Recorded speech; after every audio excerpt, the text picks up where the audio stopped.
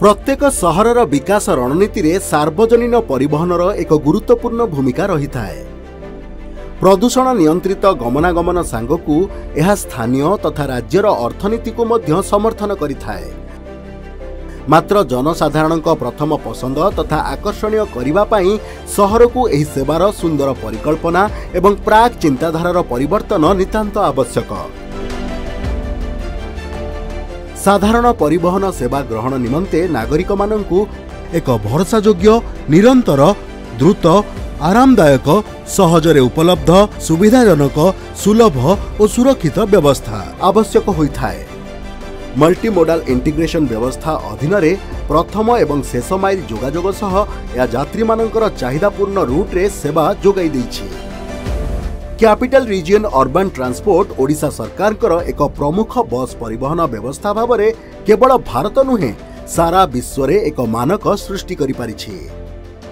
मान्यवर मुख्यमंत्री द्वारा 2018 रे क्रूट रो मो बस सेवा उद्घाटित होइथिला।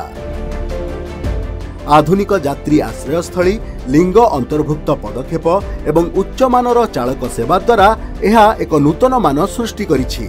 एही बस सेवा ओडिशार राजधानी भुवनेश्वर रे आरंभ होई वर्तमान पिपिली, कोणार्क, पुरी एवं राउरकेला समेत अन्य सहर मानंकरे कार्यकारी करा जाउछि। आरामदायक यात्रा, लाइव ट्रैकिंग, सीसीटीवी कैमेरा, जनसूचना व्यवस्था एवं टेक्नोलोजी परिचालित 360 डिग्री परिवहन व्यवस्था द्वारा जनसाधारण को निरंतर भावे जोड़ी रखिबाकू सफल होइछि। 600 रु अधिक नेटवर्क अधीनस्थ 67 रूट रे 390 रु अधिक बस द्वारा क्रूट निजर सेवा जोगाई दैछि। यह निजर दक्ष एवं प्रभावशाली कार्यशैली पाई मिलित जातिसंघ, institute of transportation and development policy तथा भारत सरकार गृह और सहरांचल व्यापार मंत्रालय भली विश्वस्तरीय एवं जातीय संस्थान मानकर प्रशंसार पात्र होइछि। विगत 5 वर्ष मध्यरे यह राज्यर विभिन्न संकटपूर्ण अवस्थारे बहु अभिनव अभियान माध्यमरे नागरिक मानंकु समर्थन करी निजकु एक विकासशील संस्था भावरे प्रमाणित करि पारिछि। साइक्लोन फनी एवं कोविड महामारी ठारू आरंभ करी हॉकी विश्वकप पर्यंत यह निरंतर सेवा प्रदान करिछि।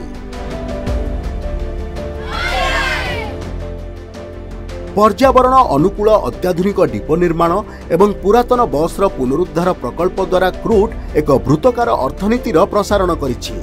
राज्यर ईवी पॉलिसी ग्रहण सहित त्वरित कार्यकारी करिबारे क्रूट देशर किछि सार्वजनिक संस्था मध्यरु अन्यतम। एहा सहित क्रूटर निजस्व ई रिक्शा सेवा यात्री मानकर आरंभ और शेष माइल व्यवधान यात्रा को संपूर्ण करुछि। एही संपूर्ण परिवहन व्यवस्था एवं सठिक भड़ा एही इंटरमोडाल योजनार आभिमुख्य। लिंग अंतर्भुक्त समानता को दृष्टि रखी क्रूट यार 40% महिला कंडक्टर एवं 100% महिला ई रिक्शा चालकों को नियुक्ति प्रदान करिछि। क्रूटर 5म प्रतिष्ठा दिवस पालन अवसर रे आमे निजको गर्वित मने करूछु। एक क्षुद्र परीक्षण आरंभ होई वर्तमान यह एक स्थायी परिवहन व्यवस्था भावरे अंतर्जातीय स्तर रे स्वीकृति प्राप्त मॉडल को वृद्धि पाइछि। भविष्यत रे यह सहरांचल परिवहन व्यवस्था रे अनेक उत्कर्ष लाभ करी ओडिशावासी को गर्वित करिब। आमर यह आशा और विश्वास।